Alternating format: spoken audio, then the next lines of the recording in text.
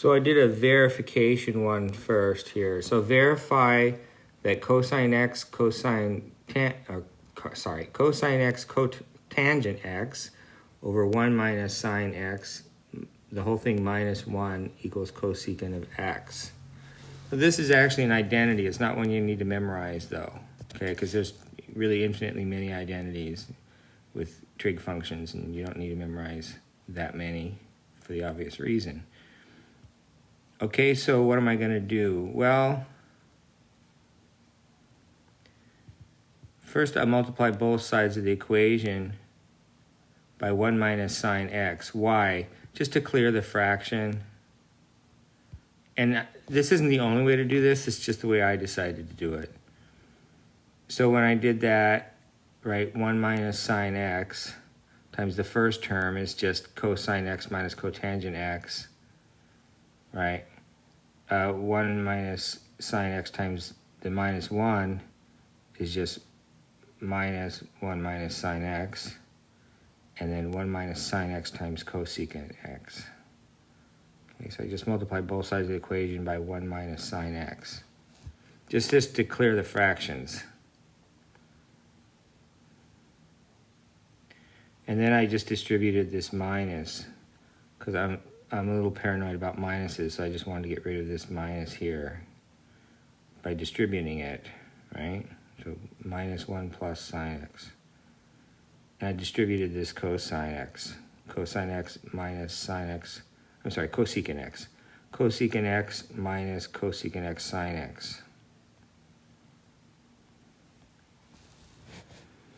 So then I change cotangent into cosine x over sine x. Right, I'm writing everything in terms of sine and cosine.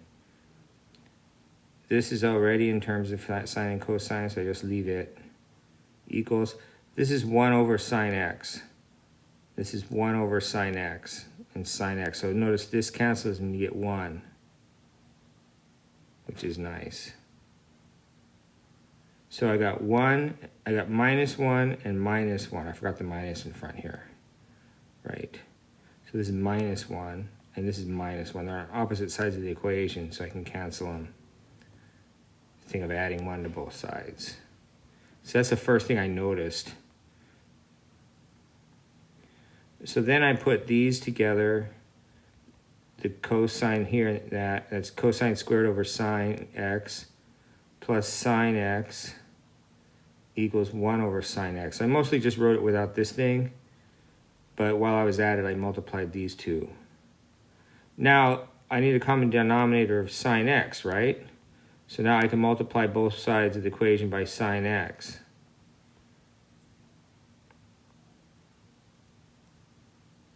To clear the fractions. Okay? And that's what I get, cosine x, right? Sine x times this, the sine x cancels. Sine x times this, I get sine squared x. Right? And sine squared, I'm sorry, I'm taking sine x. Yeah, sine x times this is 1. And this is the Pythagorean identity. So this is true. We know this is true. So that shows that this is true.